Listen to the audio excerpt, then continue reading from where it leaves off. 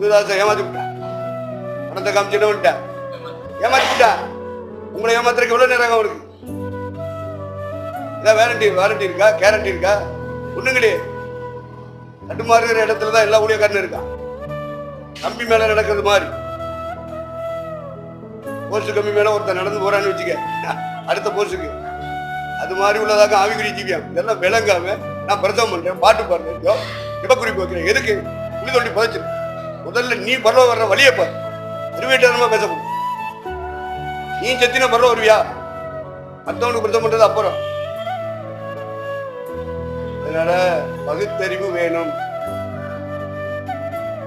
அறிவையும் பகுத்தறியணும், வசனத்தையும் பகுத்தறியணும், உபதேசத்தையும் பகுத்தறியணும், சபையில இருக்கிற விசுவாசிகளையும் பகுத்தறியணும், நம்மையும் என்ன செய்யணும், பகுத்தறியணும்.